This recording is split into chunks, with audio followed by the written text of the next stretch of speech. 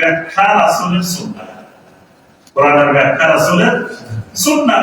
এখন যদি আপনি সুন্নাহ না মানেন, সুন্নাহ ভিত্তিক জীবন যাপন না করেন, তাহলে আপনি আল্লাহর কোরআন মানেন না। আল্লাহ পাক সূরা আন-নাহলের 44 নম্বর আয়াতে আল্লাহ পাক বলেছেন, ওয়া আনসালনা ইলাইকা যিকরা লিতুবাইয়িনা লিন-নাসি মা নুসিলা ইলাইহিম। ও নবী, আমি আপনার উপরে যে কোরআনটা নাযিল করি, এটা মানুষের জন্য বয়ান করবেন, ব্যাখ্যা করবেন, বুঝাই দিবেন, হাতে কলমে প্র্যাকটিক্যাল বুঝাই দিবেন। তাহলে কোরআন ব্যাখ্যা করবেন, কোরআন বুঝাই দিবেন কি? মুহাম্মদ রাসূলুল্লাহ সাল্লাল্লাহু আলাইহি ওয়াসাল্লাম। রাসূলের সিরা, রাসূলের সুন্নাহ যদি কেউ না মানে, তাহলে তো সে কোরআনে মানে। আমরা তো আয়েশার কাছে লোকেরা আসছে, আসে বলতেছে, আমাদেরকে একটু রাসূলের সিরাত শোনান, রাসূলের আখলাক শোনান। আমাদের আশা করি তোমাদেরকে কয়টা শোনান। কানা খুলুকুহু আল কোরআন, আমার রাসূলের আখলাক, আমার রাসূলের সিরাত হলো কোরআন। কোরআন পড়ো আর আমার রাসূলের সিরাত শিখো, রাসূলের সুন্নাহ শিখো। তাহলে বোঝা গেল কোরআনের সাথে রাসূলের সুন্নাহর গভীরতম সম্পর্ক। আপনি সুন্নাত অনুযায়ী আমল না করলে কোরআন আমল করতে পারবেন না। 7 নম্বর, আল্লাহ রাসূল সাল্লাল্লাহু আলাইহি ওয়াসাল্লাম বলছেন, সুন্নাহ অনুযায়ী জীবন যাপন করলে আল্লাহ ওই বান্দাকে সকল প্রকারের ফিতনা থেকে রক্ষা করবেন। মানে ভয়াবহ ফিতনা যখন পৃথিবীতে শুরু হবে, যেমন এখন ভয়াবহ ফিতনা, চতুর্দিকে চতুর্মুখী বিভিন্ন ধরনের ফিতনা। মানে ফিতনা যখন শুরু হয়ে যায়, তখন মানুষ ঠিক করতে পারে না সঠিক কোনটা ব্যাঠিক কোনটা, এটাকে বলে ফিতনা।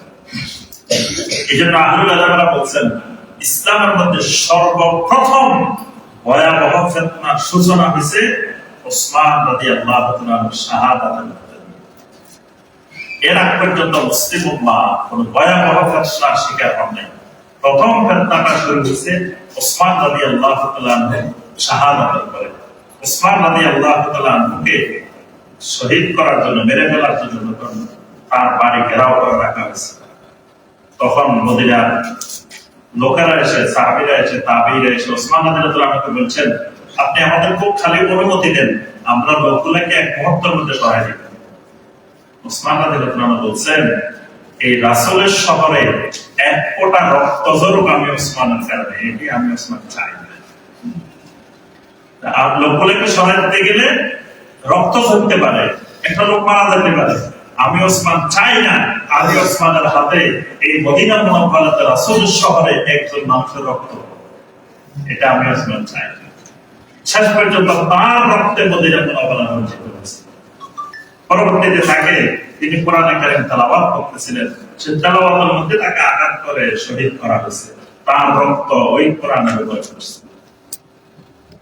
এখন আপনার কথা হলো, এই যে ওসমান রাদিয়াল্লাহু তাআলার শাহাদাত, মর্মান্তিক শাহাদাত, এরপরে ইসলামের মধ্যে, মুসলমানদের মধ্যে ভয়াবহ ফিতনা শুরু হয়ে গেছে। এই ফিতনা আস্তে আস্তে আস্তে আস্তে বিস্তার লাভ করতে আছে। বর্তমানে মুসলিমেরা ভয়াবহ ফিতনার মধ্যে আছে। এই জন্য দেখবেন মুসলিমদের কাছে একটাই প্রশ্ন, যে এক হুজুর একরকম কয়, এরা একরকম কয়, এরা একরকম, আমরা সাধারণ মানুষ কি করব? এর অর্থ হইল সে ফিতনার মধ্যে নিমজ্জিত, সে হক চিনতে পারতেছে না, সঠিক বের করতে পারতেছে না, আমরা কি করব? এখন আপনি কি করবেন? বাজারে যখন আপনি চিকিৎসা করতে যাবেন কোথাও, কয়েক ধরনের চিকিৎসা আছে বর্তমানে। এলোপ্যাথিক চিকিৎসা আছে না? হোমিও চিকিৎসা আছে, ইউনানি চিকিৎসা আছে, তারপরে চায়না এখন আরো একটা চিকিৎসা আছে, এটার কি বলে, আকুপাঙ্কচার আছে, তারপরে আরো অনেক ধরনের চিকিৎসা এখন বাইরেছে। এখন একজন মানুষকেও আমি কখনো বলতে শুনি নাই, ভাই এত রঙের চিকিৎসা আমি কোন চিকিৎসা করব? কাউকে শুনছেন যে সে কিন্তু এই জায়গায় ফিতনায় পড়ে নাই, যে ভাই এই যে আমি অসুখ হয়েছে, বা আমার ছেলের অসুখ, বা আমার স্ত্রীর অসুখ, এখন এত রঙের চিকিৎসা দেখি, এলোপ্যাথিক, আবার হোমিও, আবার ইউনানি, আবার এই যে আকুপাঙ্কচার, আবার এটা, আবার এটা, আবার এই যে ইয়াদের যে সিঙ্গাদের যে, এটারে কি বলে, হিজামা, তারপরে আরো কত চিকিৎসা। তা এখন আমি কোনটা করবো? আমি সাধারণ মানুষ, আমি তো কিচ্ছু বুঝতেছি না। এইটা বলতে কোনোদিন কাউকে শুনছেন কি? আপনারা শুনছেন? সবাই কিন্তু সবার মতো সুন্দর মতো সিদ্ধান্ত নিয়ে নিচ্ছে, সঠিক সিদ্ধান্তটা সে কোথায় চিকিৎসাটা করবে। তাহলে এই জায়গায় সে ফিতনায় কিন্তু পড়ে নাই। কিন্তু যখন দ্বীনের ব্যাপারে আসবেন, ইসলামের ব্যাপারে আসবেন, এবার কয় এই এত রঙের কথা, এক হুজুর একরকম কয়, এরকম কয়, এরকম কয়, আলে হাদিসেরা একরকম কয়, অমুকেরা এরকম কয়, ওরকম। তা আমরা কোনটা মানবো, কোনটা কি করবো? তার অর্থ এই মানুষগুলা ফিতনার মধ্যে নিমজ্জিত।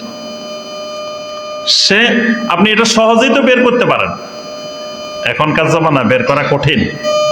আমি যে পর্যন্ত যতগুলা কথা বলছি, এই কথাগুলা কোনটা কোরআন হাদিসের সাথে মিলে, কোনটা মিলে না, আপনি আজকে বাড়ির যে সব বাইর করে ফেলতে পারবেন না।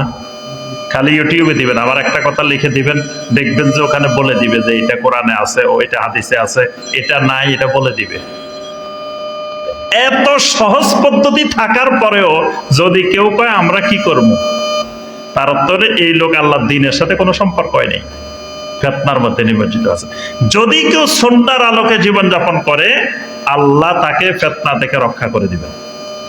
এই জন্য নবী সাল্লাল্লাহু আলাইহি ওয়াসাল্লামের সেই লম্বা হাদিস, ইরবাদ ইবনে সারিয়া রাদিয়াল্লাহু তাআলা আনহু হাদিস, আল্লাহ রাসূল সাল্লাল্লাহু আলাইহি ওয়াসাল্লাম বলেন, ইন্নাহু মান ইয়াইশ মিনকুম বা'দি ফাসায়ারা ইখতিলাফান কাসীরা। আমার পরে অচিরেই তোমরা দেখবে তোমাদের মধ্যে অসংখ্য ইখতিলাফ। ইখতিলাফ মানে কি? এইটা কয়, এইটা কয়, এইটা কয়, 10 জনে 10টা কইছে। আবার ওস্তাদ আব্দুল্লাহ জাহাঙ্গীর রাহিমাহুল্লাহ বলতেন, বাজারে গেছে এখন মাছ কিনবো, এই দোকানদার ডাকে আমার এগুলা ভালো, এই কয় ভাই এদিকে আসেন, এই আমার এগুলো একবারে টাটকা মাছ, এই কয় ভাই আমার এগুলো ভালো। এখন ভালো কইছে, কিন্তু হে কিন্তু বিশ্বাস করে নাই। হে কিন্তু এবার যায় কান উল্টাই দেখে, ফ্যাট টিভি দেখে, লেস টিভি দেখে, বরফ আছে না বরফ নাই, কত রঙের দেখা দেখতেছে সে। তা এখন দ্বীনের ব্যাপারে আসলে এবার কয় না আমি তো বুঝতেছি না। তুমি দুনিয়াবি ব্যাপারে এত সচেতন, দ্বীনি ব্যাপারে কেন সচেতন হবা না? দ্বীনি ব্যাপারে একটু চোখ কান খোলা রাখো, দ্বীনি ব্যাপারে একটু যাচাই বাছাই করো, তাহলে তো তোমার সামনে হক স্পষ্ট হয়ে যাবে। এটাকে আল্লাহ রাসূল বলছেন, তোমরা দেখবা অসংখ্য ইখতিলাফ তোমাদের সামনে, তখন তোমরা কি করবা?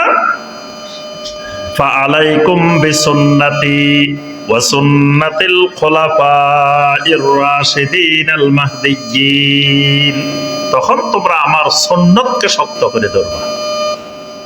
এই সুন্নত ধরলে আপনাকে আর ওই ইখতিলাফে কাজে আসবে না, ওই ফিতনা আপনাকে আর গ্রাস করতে পারবে না। আপনি ফিতনা থেকে বেঁচে গেলেন, আপনি হক পেয়ে গেছেন। সুন্নাহ আমরা সবসময় সারা বাংলাদেশ ব্যাপী, সারা দেশের এই মাথা থেকে এই মাথা মানুষকে খালি বলতেছে, ভাই আপনি তাওহীদ ধরেন, সুন্নাহ ধরেন, তাওহীদ ধরেন, সুন্নাহ ধরেন। তাওহীদ আর সুন্নাহ, বাস এই দুইটা ধরবেন, আপনি ফিতনা থেকে বেঁচে গেলেন। আপনি দ্বীনের উপরে, হকের উপরে, আপনি হেদায়েতের উপরে আছেন। তাওহীদ, আল্লাহর তাওহীদ আর নবী সাল্লাল্লাহু আলাইহি ওয়াসাল্লামের সুন্নাহ। আমাদের দাওয়াত হলো এই দুইটা। আল্লাহ রাব্বুল আলামিনের তাওহীদ, তাওহীদের অর্থ হলো যে আপনি শিরিক করবেন না, কুফরি করবেন না, আপনি আল্লাহর তাওহীদের উপরে ফিরে আসেন। আরেকটা হলো সুন্নাহ, আপনি নবী সাল্লাল্লাহু আলাইহি ওয়াসাল্লামের তরিকা সব কাজ করেন, আপনি রাসূলের তরিকার বাহিরে যাবেন না। রাসূলের তরিকার বাইরে গেলে বেদাত ছেড়ে দেন, বাস এটাই দাওয়াত। কোন দলের বিরুদ্ধে, ব্যক্তির বিরুদ্ধে, পীর সাহেবের বিরুদ্ধে, কারো বিরুদ্ধে আমাদের দাওয়াত না। আমাদের দাওয়াতটা হলো তাওহীদ এবং সুন্নতের দাওয়াত। তো এই তাওহীদ এবং সুন্নত মানলে আপনি সমস্ত ফিতনা থেকে রক্ষা পেয়ে যাবেন। আচ্ছা, এরপরে আপনি সুন্নাহ অনুযায়ী যদি আমল করেন, আপনার দুনিয়াও সফল, আখিরাতও সফল। আল্লাহ পাক কোরআনে কারিমে অনেক জায়গায় বলছেন, ওয়া মান ইউতি'িল্লাহা ওয়া রাসূলাহু ফাকাদ ফাযা ফাওজান আযীমা। আল্লাহ এবং রাসূলের আনুগত্য যে করবে, ফাকাদ ফাযা ফাওজান আযীমা, সে পাশ করে ফেলছে, মহান সফলতা। তাহলে সুন্নাহ অনুযায়ী আমল করলে সে সফল।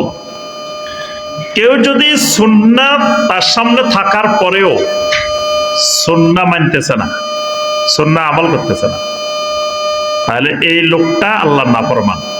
এই লোকটা কি? আল্লাহর নাফরমান। একটা হাদিস, সহিহ মুসলিমের একটা হাদিস বলি আমরা। নবী সাল্লাল্লাহু আলাইহি ওয়াসাল্লাম মক্কা বিজয়ের দিনে রমাদান মাসে আসছেন মদিনা মুনাওয়ারা, পানি পান করে রোজা ভেঙে ফেলছেন। কেন ভেঙে ফেলছেন সবার সামনে? যাতে অন্য সাহাবীরও ভেঙে ফেলায়। এখন কিছু কিছু সাহাবী রাসূল রোজা ভেঙে ফেলছেন, কিন্তু তারা ভাঙতেছে না। তারা মনে করছে আমরা রাখতে পারতেছি, রাখি দিই। তাহলে এখন রাসূল যেখানে ভেঙে ফেলছেন, এখানে রাসূলের সুন্নাহ, রাসূলকে মেনে ভেঙে ফেলাটাই হলো সুন্নাহ। রাসূলের থেকে বেশি ফরজগার, রাসূলের থেকে বেশি বুজুর্গ হওয়া যাবে না। রাসূলের থেকে বেশি বুজুর্গ হইলে সে ইসলাম থেকে বের হয়ে যাবে। এখন রাসূল রোজা ভাঙ্গার পরেও যে মানুষগুলা রোজা ভাঙ্গে নাই, নবী সাল্লাল্লাহু আলাইহি ওয়াসাল্লাম ঘোষণা দিলেন, উলাইকাল উসাত, উলাইকাল উসাত, এই মানুষগুলা আল্লাহর নাফরমান, আল্লাহর নাফরমান। নবী সাল্লাল্লাহু আলাইহি ওয়াসাল্লাম দুইবার বললেন। এন্ড মানুষগুলা খারাপ কি করছে? মানুষগুলো রোজা না রাখছে, খারাপ কোন কাজ করছে? মানুষগুলারও তো আল্লাহ রাসূল আরো প্রশংসা করার কথা। আমি রাসূল ভাঙ্গি ফেলছি, তারপরেও এরা রাখি দিছে, তাহলে এরা আরো বড় ইমানদার না? কিন্তু আল্লাহ রাসূল কি বললেন? আমি রোজা ভাঙ্গার পরেও যে মানুষগুলা রোজা রাখছে, এই মানুষগুলো আল্লাহর নাফরমান, আল্লাহর নাফরমান। তার অর্থ হলো রাসূলের সুন্নাত। এখন ধরেন রাসূল যেখানে নামাজ পড়ছেন কম, আপনি রাসূলের থেকে বেশি বুজুর্গি দেখায় বেশি পড়তেছেন। ওই তিনজন সাহাবীর হাদিস, প্রসিদ্ধ হাদিস, সবাই জানেন।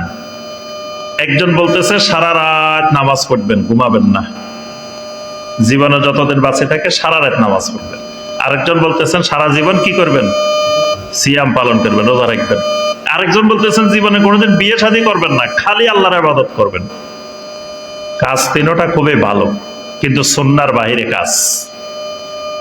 রাসূলের সুন্নাহ এটা না সারা রাত নামাজ পড়া, রাসূলের সুন্নাহ এটা না যে আপনি নিয়মিত রোজা রাখা, রাসূলের সুন্নাহ এটা না যে বিয়ে শাদী না করে খালি জিহাদ করা। এই জন্য রাসূল কি বললেন? ফামান রাগিবা আন সুন্নতি ফালাইসা মিন্নি, যে আমার সুন্নাত থেকে বিমুখ সে আমার উম্মতেরই অন্তর্ভুক্ত নয়। তাহলে বোঝা গেল সুন্নাহ বিমুখ জীবন যাপন করলে রাসূলের উম্মত থেকেই বের হয়ে যায়।